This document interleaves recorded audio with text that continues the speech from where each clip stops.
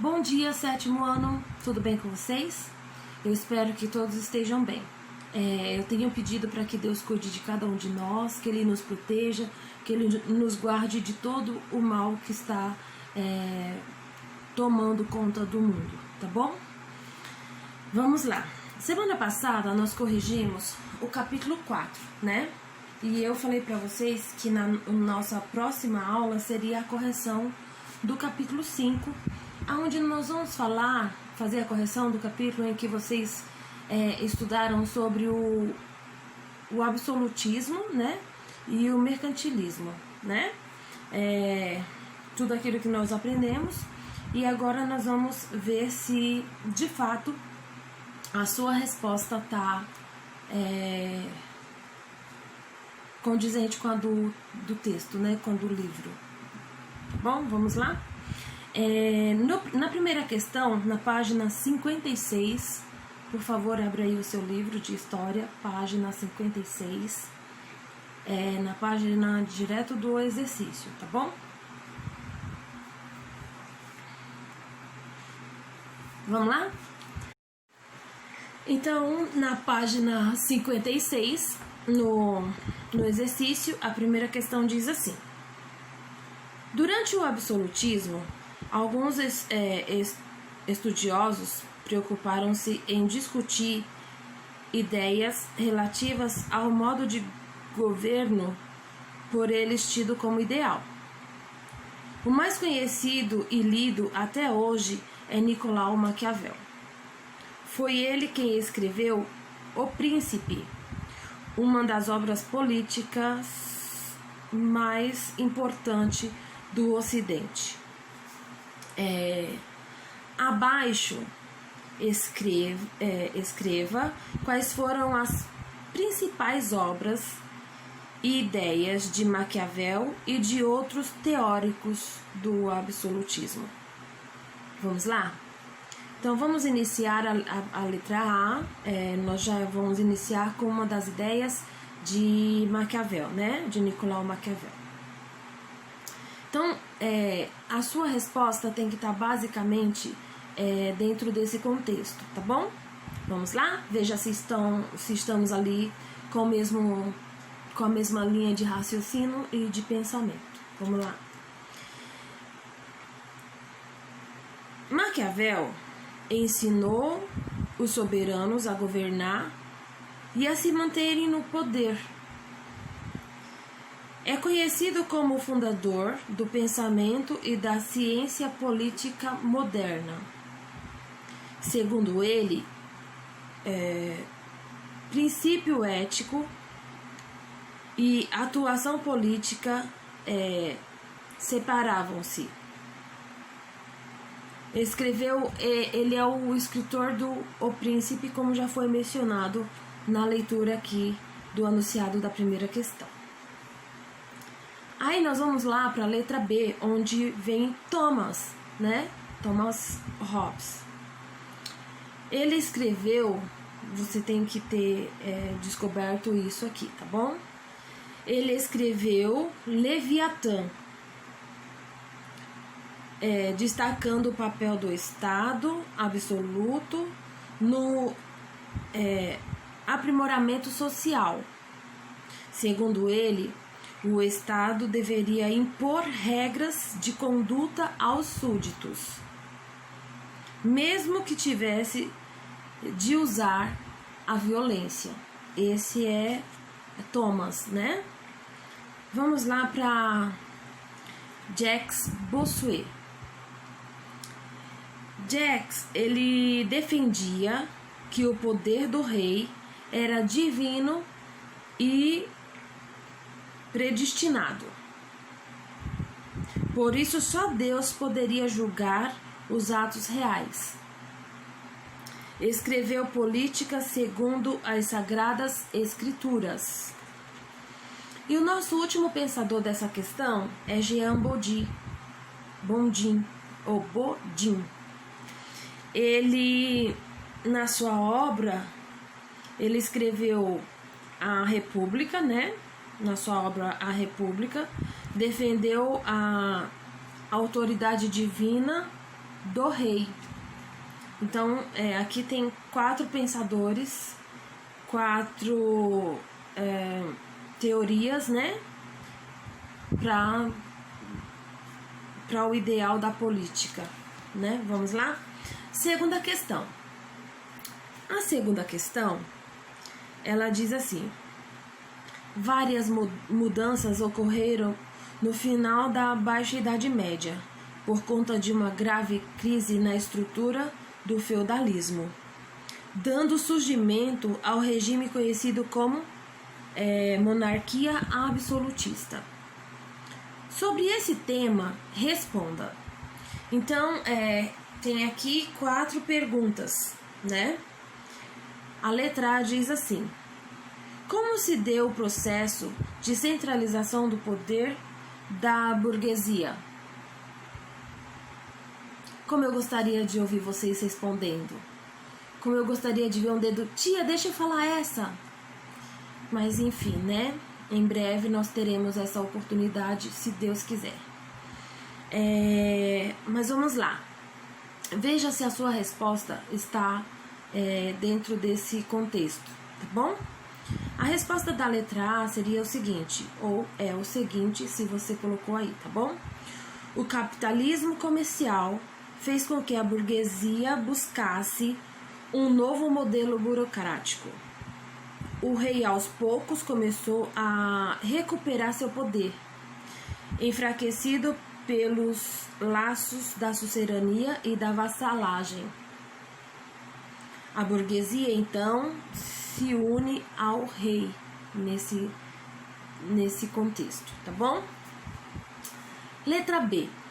A letra B diz assim: que mudanças ocorreram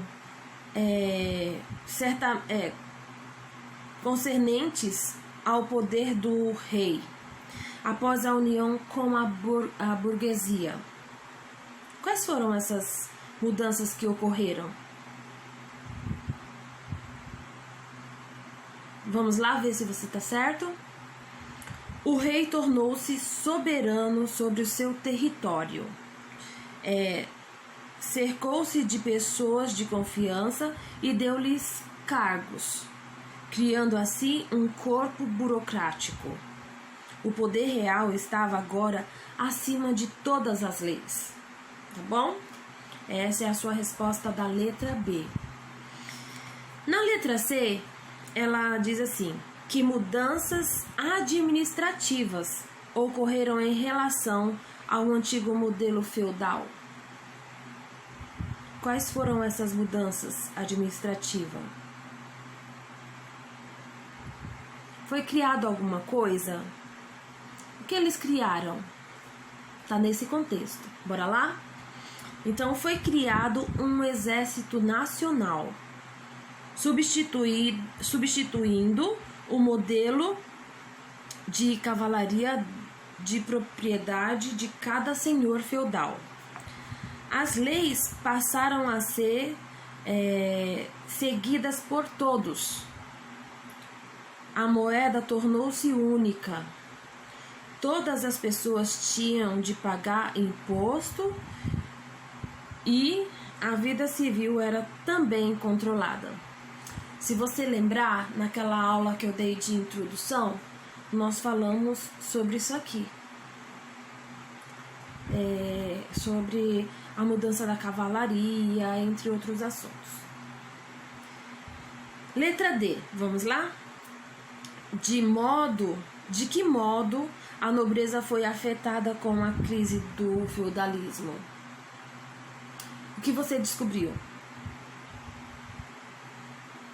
Então vamos lá. A atuação política e econômica de muitos nobres foi prejudicada. Alguns foram reduzidos à condição de cortesão do rei, cujas únicas funções eram bajulá-lo e fazer parte da corte. Alguns deles tiveram essa mudança aí, né? Vamos lá para a terceira questão. Na terceira questão, ela fala assim: hoje, aqui no Brasil, vivemos em um estado democrático que é em muito diferente do estado absolutista. De acordo com o que você estudou no capítulo e com o seu conhecimento da atualidade, responda no seu caderno, tá bom? Espero que você tenha colocado lá, porque aqui no livro nós não temos espaço algum para isso. Vamos lá.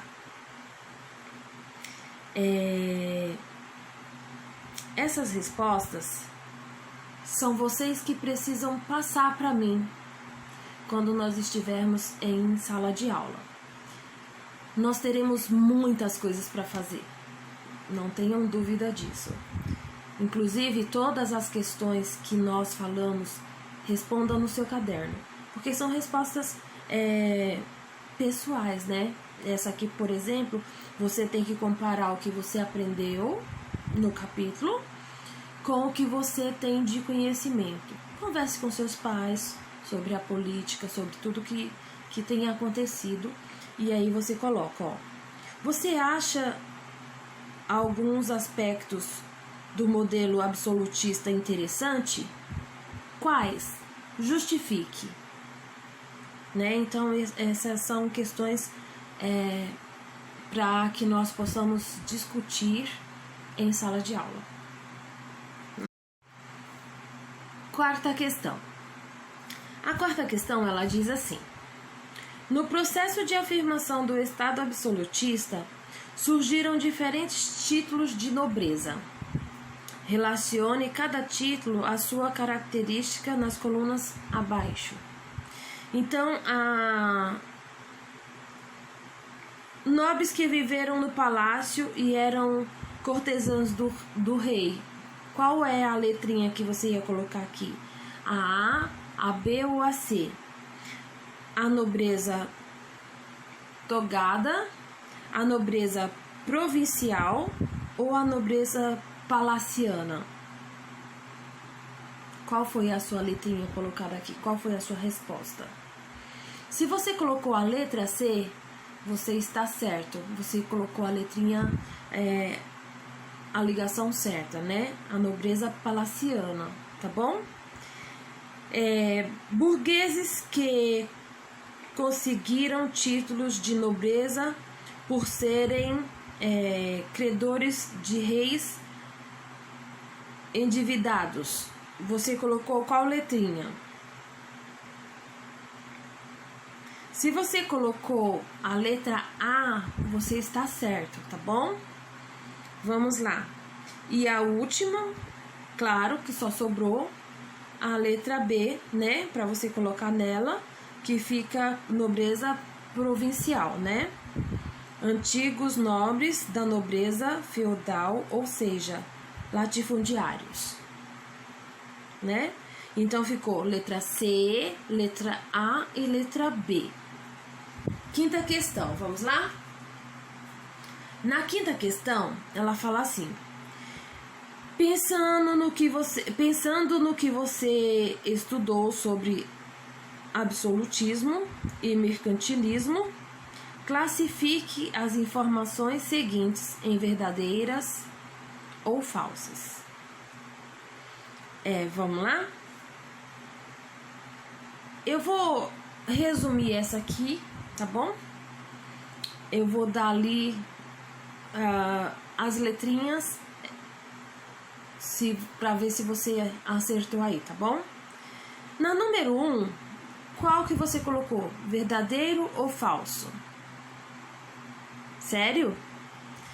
Se você colocou um F aí, você está certinho. Essa resposta, ela é falsa, tá bom? Vamos lá. Número 2. Qual você colocou? V ou F? Mais uma você acertou? Você colocou um V aí? Ok, você tá certíssimo. É a letra V, é verdadeiro, tá bom? Na terceira, no número 3, na verdade, você colocou qual? F? Nossa, vocês estão demais nas respostas. Realmente está correta, a letra F, tá bom? Na 4, qual foi que você colocou?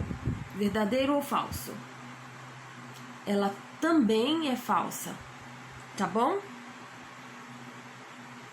A de número 5. Não acredito, você errou? Tinha que ter colocado um F aí.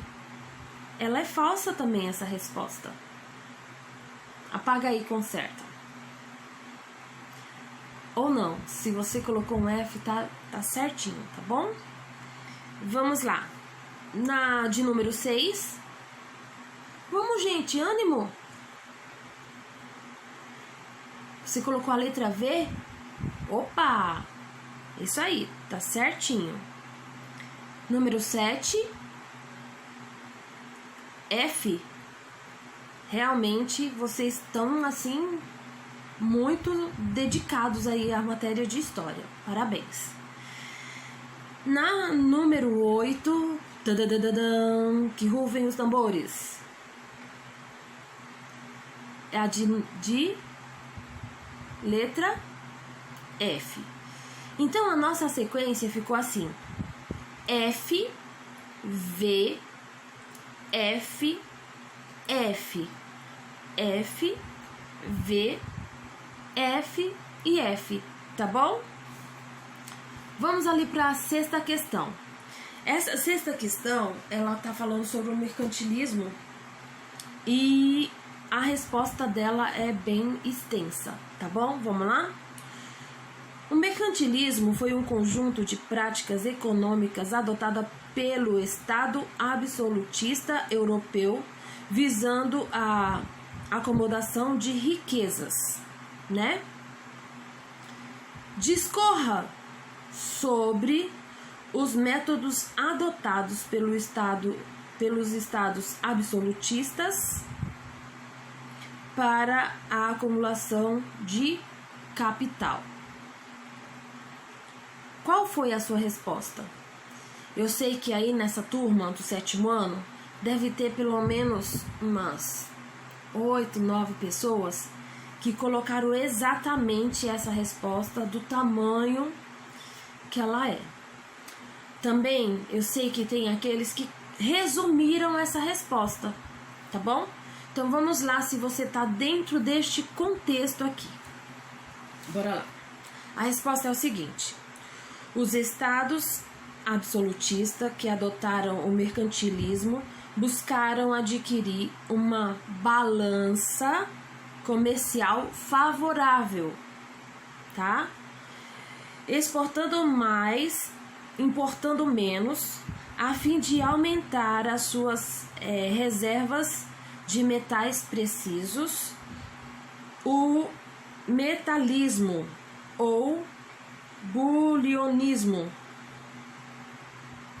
para impedir a saída dos metais preciosos. Os governos adotaram o quê? O protecionismo, né? Protecionismo, aumentando os impostos dos produtos importados e incentivando a produção manufatureira interna,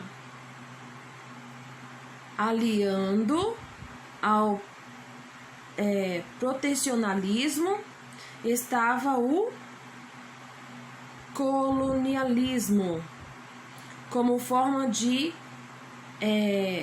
dinamizar o comércio e obter mais lucros na exploração colonial da América, da África, Ásia.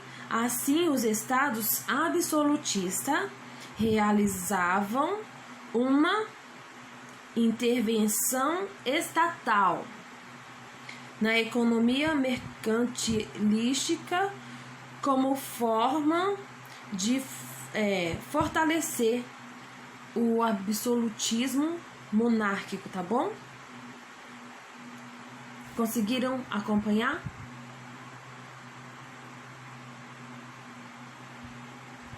Conseguiram? A 7ª questão, ela precisa ser desenvolvida no caderno, tá bom? Ela é uma resposta também extensa. E ela diz assim, ó. Ela tá falando ali das grandes navegações, o que geraram, né, e tal. Então, explique em seu caderno as medidas adotadas pelo Estado europeu que ficaram de fora da colonização e exploração das terras recém-descobertas. Então, a resposta seria o seguinte. Espero que a sua esteja igual ou semelhante a esta. Os países que ficaram de fora da partilha das riquezas geradas pelas grandes navegações contrataram navios piratas para roubar. Às vezes, frotas inteiras vindas do Novo Mundo e das diversas partes do globo.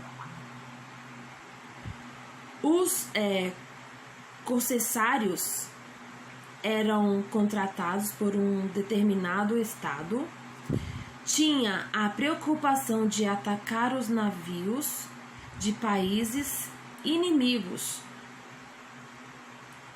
O pirata comum roubava e matava a tripulação de qualquer navio, não importando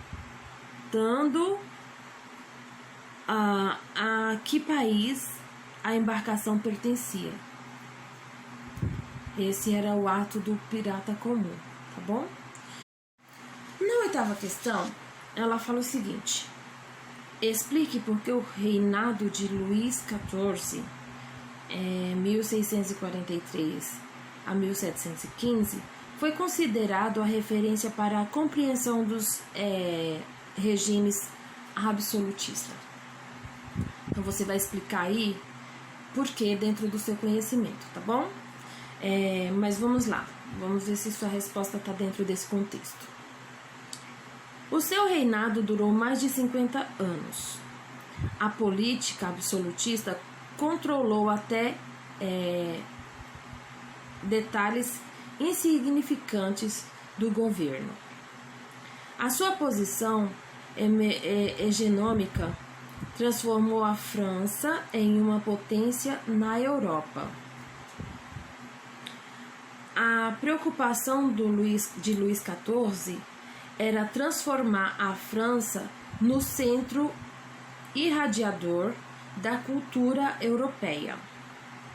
Fez as principais cidades passarem por metamorfoses, por mudanças, né?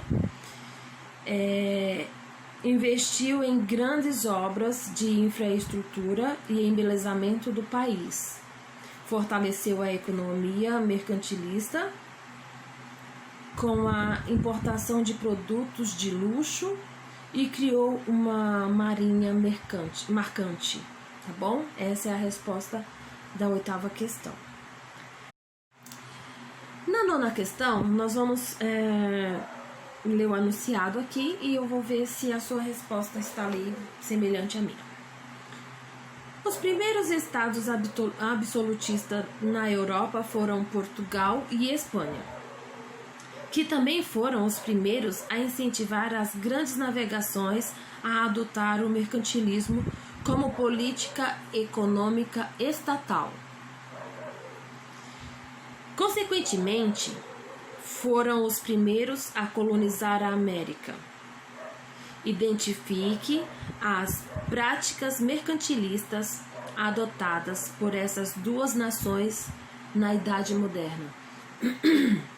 Então vamos lá. Quais foram essas práticas? O que você colocou aí? Vamos lá? A resposta é o seguinte: a Espanha adotou o metalismo após ter descoberto grandes reservas de prata nas suas colônias nas Américas. Nos atuais países da Bolívia e do México, Portugal enriqueceu com o comércio das especiarias orientais e a exploração da costa atlântica africana. Com o descobrimento e a colonização do Brasil, explorou o pau-brasil e em seguida implantou a produção de açúcar, a plantação da cana-de-açúcar, a produção do açúcar, né? Então agora nós vamos para a 10ª e última questão, para aqueles que já estão cansados e estamos chegando ao fim. O anunciado diz o seguinte: a América foi conquistada e colonizada primeiramente por espanhóis e portugueses. Logo em seguida, os ingleses e os franceses e holandeses queriam para si as terras americanas. O continente foi inserido no mercantilismo, pois os estados europeus desejavam obter elevados lucros com a exportação colonial da América. Então, esses estados implantaram nas Américas o chamado Pacto Colonial. Descreva como funcionava esse pacto e quais as consequências dele para os povos nativos americanos. Então a resposta é a seguinte: dentro desse contexto, né, vamos lá? Pelo pacto colonial, as colônias teriam que complementar a economia de sua metrópole. A colônia só poderia comercializar com a metrópole ou os países autorizados. O povo americano foram compulsoriamente inseridos nas necessidades da Europa, na cultura europeia, né, na verdade. A população indígena transformou-se em mão de obra. Inicialmente, os primeiros contatos foram pacíficos, mas com as constantes explorações dos europeus e a escravização dos nativos, iniciaram um ciclo de conflitos entre os colonizadores e as populações indígenas. Do lado dos nativos, ocorreram mortes, tanto pelos conflitos quanto pelas doenças. Aos sobreviventes foi oferecida a escravidão e a imposição do cristianismo, contribuindo para o esfalecimento das culturas indígenas, né? Então aqui nós finalizamos a nossa correção do 5º capítulo, tá bom? Eu gosto de pedir que sempre vocês respondam o Pensando no Vestibular, né? Porque dele eu também tiro questões para as nossas atividades avaliativas, para as nossas provas ou trabalhos, né? Então, espero que vocês tenham acompanhado aí direitinho. E o nosso próximo vídeo será a introdução do próximo capítulo, tá bom? Fiquem todos com Deus. Eu estou morrendo de saudade de vocês e não vejo a hora de estarmos juntos novamente. Beijo!